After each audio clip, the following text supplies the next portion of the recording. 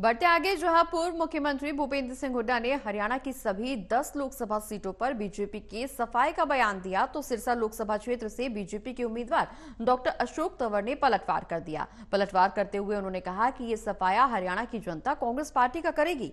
तंवर बोले कि देश मोदी के साथ चलेगा।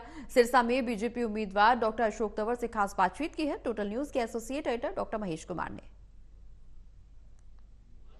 सिरसा लोकसभा क्षेत्र से भारतीय जनता पार्टी के उम्मीदवार डॉक्टर अशोक तंवर लगातार वोटर्स के बीच बने हुए हैं, चुनावी प्रचार आगे बढ़ाते हुए नजर आ रहे हैं। अशोक तंवर इस वक्त हमारे साथ। सर, मुझे ये बताइए कि पूर्व मुख्यमंत्री भूपेंद्र सिंह हुड्डा आज नामांकन का आखिरी दिन था और उसके बाद मीडिया से मुखातिब होकर ये कह रहे हैं कि हरियाणा प्रदेश में भारतीय जनता पार्टी का सफाया होने जा रहा है। सफाया किसका होगा, किस तरीके से होगा, कौन करेगा, ये सब जानते हैं। सफाया कांग्रेस का होगा, प्रदेश की जनता करेगी, मोदी जी को जिता के करेगी, कमल खिला के करेगी, पहले से दुगने तिगने मार्जिन के साथ करेगी। तो अब तो समय बचा ही नहीं है, अब तो 15-20 दिन बाद वोट पड़नी है और मैं समझता हूँ कि एक तरफा चुनाव है।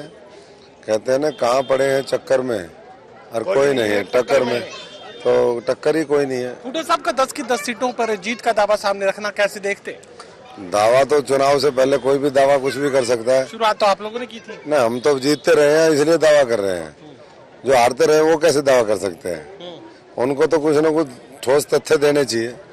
हम तो पहले भी, पिछली बार भी 10 की 10 सीटें जीते, उससे पिछली बार भी वो जीते। आगे 2 बार मोदी जी के नेतृत्व में सरकार बन गई, तीसरी बार फिर दोबारा विकसित भारत के लिए और अर्थव्यवस्था को मजबूत करने के लिए, 140 करोड़ लोगों के सपनों का भारत बनाने के लिए किसान, मजदूर, गरीब आदमी, दुकानदार, व्यापारी, कर्मचारी, हर व्यक्ति वोट देगा। ये कांग्रेस पार्टी के तमाम नेता एक बात बार बार दोहरा रहे हैं कि मोदी की जो लहर पहले देखने को मिल रही थी, बीते 2 चुनाव में जो देखने को मिली, इस बार वो नहीं है।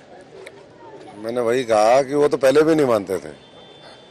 जब तक जो है जनता पक्का इलाज नहीं बांध देती, मशीन में वोट पैक नहीं कर देती, रिजल्ट नहीं आ जाता, तब तक उनको ये अधिकार है। लोकतंत्र में सबका अधिकार है, वो भी अपने अधिकार का पूरा इस्तेमाल कर सकते हैं उस समय। मुझे ये बता दीजिए, चुनावी मुकाबला किस तरीके से अब समझ लिया जाए? सिरसा में क्या कुछ स्थिति इस वक्त बन चुकी है? सिरसा में जो संयुक्त विपक्ष है उनकी सारी वोट जो मिलेंगी वो जमानत जब्त जो है उसको बचाने के लिए भी पर्याप्त नहीं होंगी। तो एक तरफा चुनाव है।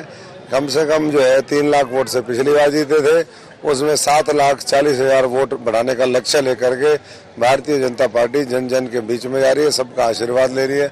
और आप देख रहे हो कि किस तरीके से हर वर्ग, कहीं भी हम चले जाएं पूरे संसदीय क्षेत्र में। आज हम राजस्थान के बॉर्डर भट्टू इलाके में यहाँ पर आए, भट्टू में भी यही है, पंजाब बॉर्डर पे भी यही है, नरवाना में भी यही है, इलाहाबाद डबवाली में भी यही है। कल मुख्यमंत्री जी डबवाली में रैली करेंगे, परसों जो है नरवाना की रैली है। कल रात को जो प्रबुद्धजन है उनके साथ सिरसा में एक रात्रि है, उनके साथ चर्चा है।